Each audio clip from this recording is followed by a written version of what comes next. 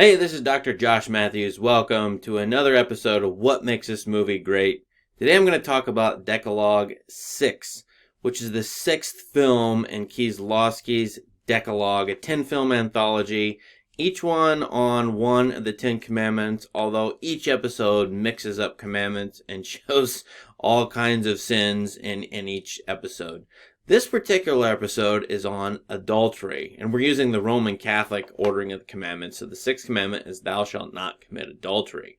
As I said, though, adultery is mixed up in other sins. In this episode, you have stealing and lying and potential murder. So adultery, what is it? I mean, that's one of the questions that this episode raises. And in, I think, the Christian tradition, especially, adultery is not just cheating on one's spouse. If you're married and have an affair with some other person, that's adultery, yes, but there's other forms of adultery. The commandment covers all sexual sins that are sins of sex outside the institution of marriage. And so that can be fornication, some kind of fantasy. In this case, you have in the case of the episode, you have a young kid who is stalking a woman. The first part of this episode, you have a 20-year-old kid, 18 to 20 years old, and he's watching through his window another woman on the other side of his courtyard. There are two apartment buildings. He's in one, she's in another. He breaks into a school at first, steals a telescope, uses that telescope to spy on this woman. She has her curtains up almost all the time, and she's inviting men over. She has one man in particular, and this kid watches this woman. So you've got a peeping Tom episode. And this movie, Decalogue 6, is going to riff on many of the great stalkers, peeping Tom movies that are out there that have ever been made. One of those is Alfred Hitchcock's Rear Window, in which the Jimmy Stewart character is lame and all he can do is look out his window through his telephoto lens on his camera and look at other people in their apartments, including women, including scantily clad women. Another one is the really brutal one by Michael Powell, Peeping Tom, about a serial killer who actually films women, and he's just a nasty guy. It's a film that sort of wrecked Michael Powell's career, which is too bad, but it's a really interesting movie. And there's a bunch of other stalker movies that we could talk about. One of those is, though, 1987 Fatal Attraction, where a woman stalks a man, woman played by Glenn Close. I bring that up because this is a 1989 movie, and I wonder if Kieslowski actually saw that and is riffing on it. Because this movie is very engaging. It's not just a stalker movie. I mean, it is for the first 20 minutes, but then things change pretty quickly, and it turns out that the tables are reversed. I mean, Kieslowski wants to show you as much of adultery, whatever that means, as possible. So in the first part of this film, you've got a young man, looking at an older woman. She's probably in her early 30s. But when he pursues her, he becomes a milkman and delivers her milk. Then he starts to talk to her. Then he reveals that he loves her when he sees her. She then appreciates being watched. When she knows that she's being watched, then she starts to put on a performance for this young man and is interested in being seen. That brings up something else, which is that she then starts to like him, first she starts to seduce him. And these two people, the young man and the slightly older woman, have two points of view on what love is.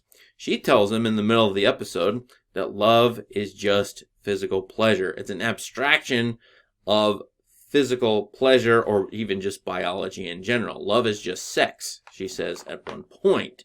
So she has a low view and a dim view of love, whereas he has a very high view of love, capital L. He's a romantic. He doesn't want to just go have sex with her. He wants to court her. He wants to be a romancer. He just wants to go on a date with her at first. He doesn't want to. She invites him into the apartment to make love, as she puts it. He says, no, I just want to take you out to a cafe. So this young man is obsessed in a capital R romantic way. And then you have these two people with two very different visions of each other, two different visions of what love is. Young man may love too much, and she loves too little. That's one way to look at this movie.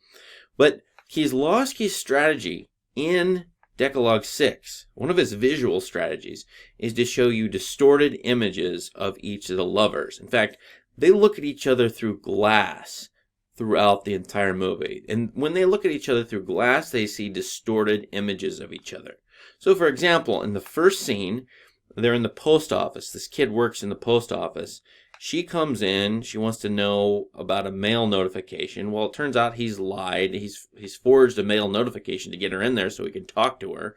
And between the two of them is a big piece of glass. Look at these images. Kieslowski shows you a visual of the kid, but reflected in the glass, and you just see the reflection is her. I think one of the ideas is that this kid is fantasizing about her. When you fantasize about someone, or when you stare at someone at a screen and look at someone, you're not looking at the real person and all that they are as image bearers of God. You're just looking at a couple of components of them. For example, when a watcher looks at, say, a pornographic video online, they're looking only for flesh or skin or beauty. They're not looking at the person for any other particular reason, so they're reducing that person down to just one aspect of that person, among the other reasons why pornography is a problem, right?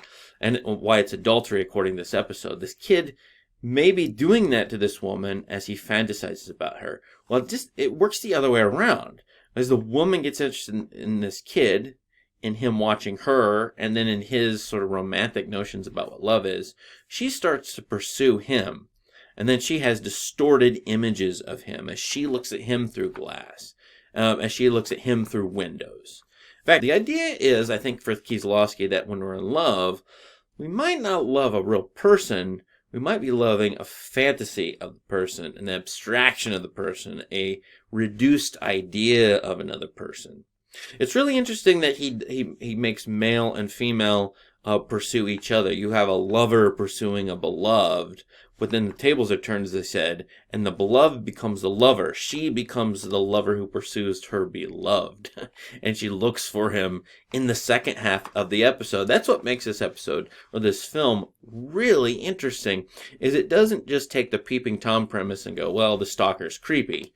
And a jerk, and he should be in jail. I mean, it kind of hints at that, obviously, in the first half, but as we go, we find actually sympathy for the peeping Tom character, and then a little bit of condemnation for the person being watched. I mean, there's a relationship here. It's mutual, and when the two parties involved in this love affair, which is a weird love affair, that don't understand each other or misperceive each other, then you get the results in this episode, which is a question about what adultery is.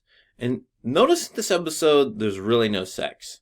There is sort of this weird sexual encounter, but there's no intercourse, there's no sex proper. And so, what is adultery then? For Kieslowski, I think he's riffing on the Christian tradition. Adultery is almost anything. It doesn't have to have any sex act involved. It could just be all mental. And one thing coming up here is, for Christians, Jesus Christ says, if you lust after a woman in your heart, you've committed adultery. And so lust can be in the heart, in the mind, in the brain, a fantasy.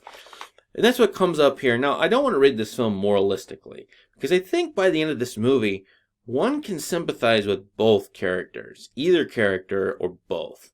So when you get to the end, you're not totally sure where their relationship stands. I mean, the kid it's a wonderful last line this kid has. I won't give it away here. Just go watch it.